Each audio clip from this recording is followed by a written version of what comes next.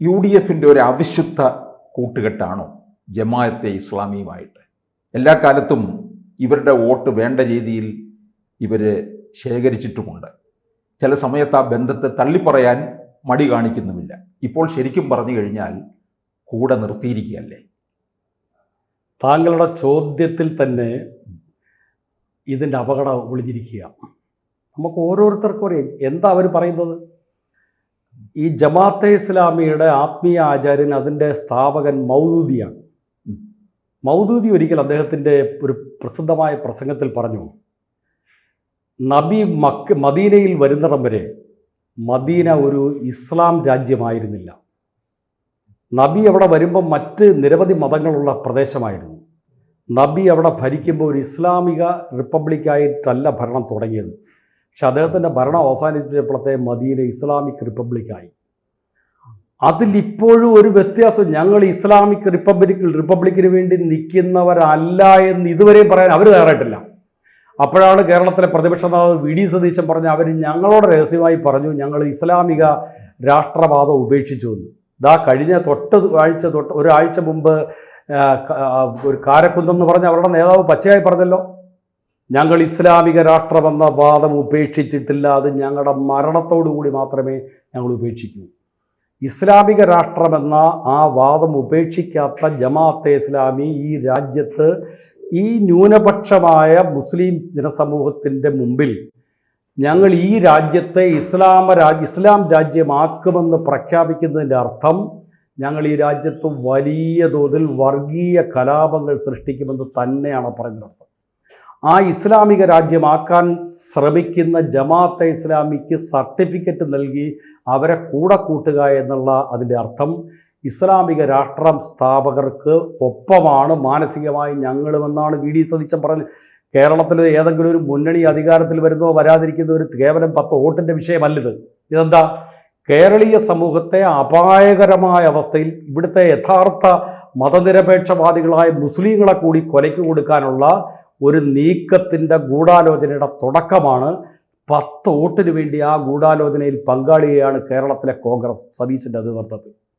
അതാണ് ഇതിനകത്തിലെ ഏറ്റവും വലിയ അപകടം. ഇനി വന്നാൽ ഇപ്പം തന്നെ മുസ്ലിം ലീഗ്, നേരത്തെ നമ്മളൊക്കെ പറയും മുസ്ലിം ലീഗ് ഏതാണ്ടൊരു മതേതര, പേരിൽ തന്നെ മുസ്ലിം ലീഗ് എന്ന പേര്. എന്ത് മതേതരത്വ പേരിൽ തന്നെ അതില്ലാത്ത ആൾക്കാർക്ക് പറയാനുള്ളത്? അവർക്ക് ആർക്ക് സർട്ടിഫിക്കറ്റ് കൊടുക്കാൻ പറ്റും? ഈ സമീപകാലത്തെ, എന്നാൽ ഇടക്കാലത്ത് കേരളത്തിലെ മുസ്ലിം ലീഗ് ഏതാണ്ട് മാറാട് കലാപത്തിൻ്റെ പുറകിലൊക്കെ മുസ്ലിം ലീഗ് ഉണ്ട് എന്ന് നിരവധി കമ്മീഷൻ റിപ്പോർട്ടുകൾ തന്നെ പുറത്തു വന്നിട്ടുണ്ട്. പക്ഷെ ആ മുസ്ലിം ലീഗ് എന്നാലും ഞങ്ങളൊരു മതേതര മുഖം അണിയുന്നവരാണെന്ന് ഒരു ആട്ടിൻ തോലിട്ട ചെന്നായെ പോലൊക്കെ കുറേ അഭിനയിച്ചിട്ടുണ്ട്. പക്ഷേ ഇപ്പോഴത്തെ ലീഗ് എന്താ യഥാർത്ഥത്തിൽ?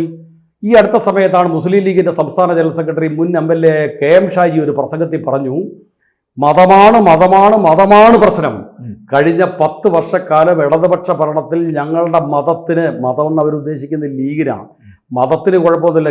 ഞാൻ ചോദിക്കട്ടെ, ഇസ്ലാം മതത്തിലുള്ള കേരളത്തിൽ 62 ലക്ഷം പേർക്ക് പെൻഷൻ കിട്ടുന്നതിനകത്ത് ലക്ഷക്കണക്കിന് മുസ്ലിങ്ങളില്ലേ? അവർക്ക് എവിടെയാണ് അവഗണന? കേരളത്തിൽ ലൈഫിൽ 5.5 ലക്ഷം വീടാണ് കേരളത്തിൽ ഈ ഗവൺമെൻറ് ലൈഫ് പദ്ധതിയിലൂടെ നിർമ്മിച്ച്. മുസ്ലിങ്ങളില്ലേ? ഇപ്പോൾ സ്ത്രീ സുരക്ഷാ പെൻഷൻ കൊടുക്കുന്നു, മുസ്ലിം സ്ത്രീകൾക്ക് പെൻഷനില്ലേ? എവിടെയാണ് അവഗണന? പക്ഷേ അവഗണന ഉണ്ടായത് മുസ്ലിം ലീഗിൻ്റെ നേതാക്കന്മാർക്ക് പള്ളിക്കൂടം കച്ചവടത്തിൽ കാശ് കിട്ടിയിട്ടില്ല. മുസ്ലിം ലീഗ് നേതാക്കന്മാർക്ക് മറ്റ് കള്ളക്കടത്ത്, കോഴിക്കോട് കരിപ്പൂർ തുറമുഖവുമായി ബന്ധപ്പെട്ടുള്ള കള്ളക്കടത്ത് നടത്തിക്കൊണ്ടുപോകുന്നതിനുള്ള അസൗകര്യങ്ങൾ ഉണ്ടായിട്ടുണ്ട്. ആ കാര്യങ്ങളിലൊക്കെ അവഗണന നേരിട്ടിട്ടുണ്ട്. ആ അവഗണന മറയ്ക്കുമെന്നാണ്, അല്ലെങ്കിൽ അത് തിരുത്തുമെന്നാണ് അയാൾ പറയുന്നത്. അധികാരം കിട്ടിയാൽ സ്വാഭാവികമായും UDFന് അധികാരം കിട്ടിയാൽ കേരളത്തിൻ്റെ ബഡ്ജറ്റിൻ്റെ ഏതാണ്ട് 50%-ലേറെയുള്ള വകുപ്പുകളും അവർക്കാണ് കിട്ടുന്നത്. വിദ്യാഭ്യാസം, പൊതുമരാമത്ത്, വ്യവസായം, സാമൂഹ്യക്ഷേമം തുടങ്ങിയ കേരള ബഡ്ജറ്റിൻ്റെ 50%-ലേറെ കൈകാര്യം ചെയ്ത വകുപ്പുകൾ അവരുടെയിലാണ് പോകുന്നത്. അതിലൊരു മാറ്റവും വരുത്താൻ ഈ കോൺഗ്രസിന് കഴിഞ്ഞ പ്രാവശ്യം 5ാം മന്ത്രിസ്ഥാനത്തിന് വേണ്ടിയുള്ള വിവാദം ഓർമ്മയുണ്ടല്ലോ, 2011 സർക്കാരിൻ്റെ ഓർമ്മയുണ്ടല്ലോ. ആ വിവാദമൊക്കെ എന്ത് പ്രശ്നമുണ്ടായാലും അവർ പിടിച്ചിടം കൊണ്ടേ അവർ പോവുള്ളൂ.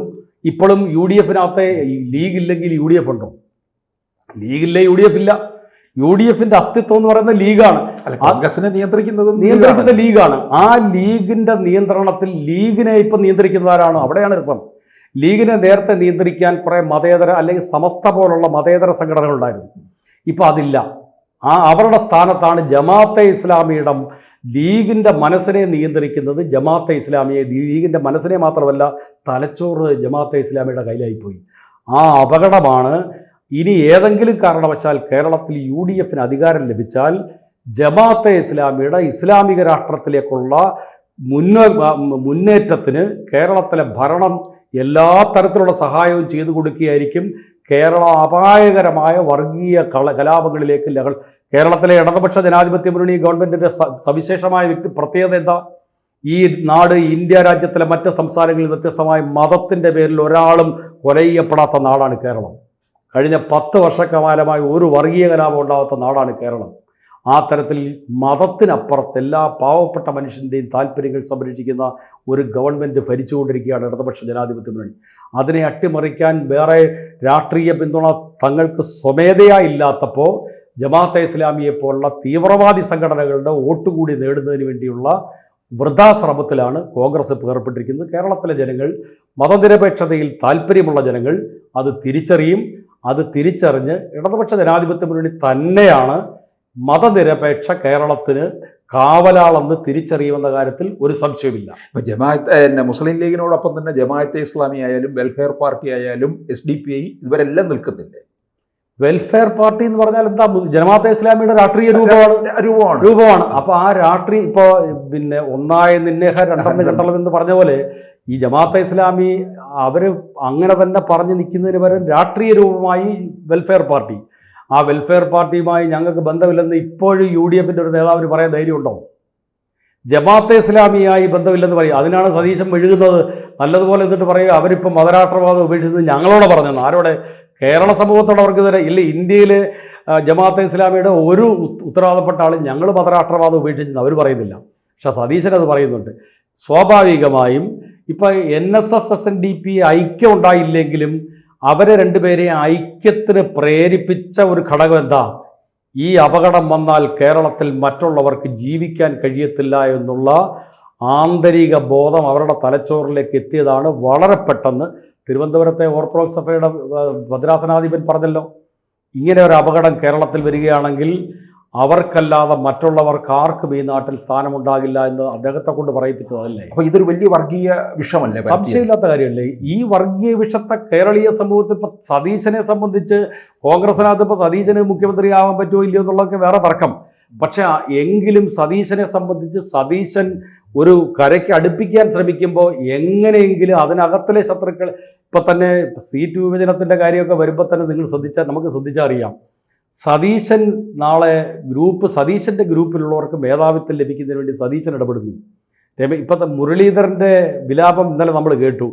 ഡൽഹിയിൽ ഈ സീറ്റ് വിഭജനത്തെപ്പറ്റി ആലോചിക്കാൻ വിളിച്ച യോഗത്തിൽ മുരളീധരനെ വിളിച്ചില്ല. അയാൾ ഇവിടെ നിന്ന് മുറിവുറുക്കുക, ഞാൻ എന്തായാലും എന്നെ കൂടെ വിളിക്കില്ല എന്നുള്ള അമർഷം എനിക്കുണ്ട്. അതൊക്കെ തുടങ്ങിക്കഴിഞ്ഞു അതിനകത്തിൽ. അതൊക്കെ സ്വാഭാവികമായിട്ടൊരു, പക്ഷേ അതിനോടൊപ്പം തന്നെ അങ്ങനെ ഒരു പ്രതീക്ഷയിലാണ് സതീശൻ നിൽക്കുന്നത്.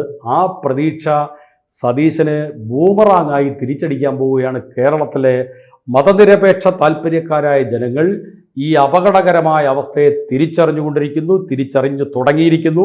തദ്ദേശ തെരഞ്ഞെടുപ്പിൽ എന്താ പ്രധാനമായി പ്രചരിപ്പിച്ചൊരു കാര്യം? മുസ്ലിം വീടുകളിൽ പോയിട്ട് പറഞ്ഞു, ഈ SIR കേരളത്തിൽ ഇപ്പോൾ പിണറായി വിജയൻ നരേന്ദ്രമോദിയായിട്ട് ധാരണയുണ്ടാക്കി നടപ്പാക്കാൻ പോകും. അതുകൊണ്ട് ഈ SIR ആയിക്കഴിഞ്ഞാൽ ഇവിടുത്തെ മുസ്ലിങ്ങളെ മൊത്തം ഇവിടുന്ന് ചാടിക്കാതിരിക്കണമെങ്കിൽ പിണറായി വിജയനെതിരെ വോട്ട് ചെയ്യണം. അങ്ങനെയാണ് കോൺഗ്രസ് കള്ളം പറഞ്ഞു നിന്നേതു. യഥാർത്ഥത്തിൽ SIR-നകത്തെ നടപടികൾക്കെതിരെ ശക്തമായി നിൽക്കുന്നത് കേരളത്തിലെ ഗവൺമെൻറ്റല്ലേ? അപ്പോൾ ഇതൊക്കെ ആളുകളെ തെറ്റിദ്ധരിപ്പിക്കാൻ കുറച്ച് ദിവസത്തേക്കേ കഴിയൂ. ശരി ബോധ്യപ്പെടുമ്പോൾ ആളുകൾ ശരിയുടെ പക്ഷത്ത് വരും. ഇടതുപക്ഷ മുന്നണി തന്നെ ജമാഅത്തെ ഇസ്ലാമി കോൺഗ്രസ് ബന്ധത്തെ തകർത്തെറിഞ്ഞുകൊണ്ട് ഇടതുപക്ഷ ജനാധിപത്യ മുന്നണി കേരളത്തിൽ അധികാരത്തിൽ വരുന്ന കാര്യത്തിൽ സംശയമില്ല. കൂടുതൽ വാർത്തകളും വിശേഷങ്ങളും നിങ്ങളിലേക്ക് എത്താൻ ABC മലയാളം സബ്സ്ക്രൈബ് ചെയ്യുക, ബെൽ ബട്ടണും അമർത്തുക.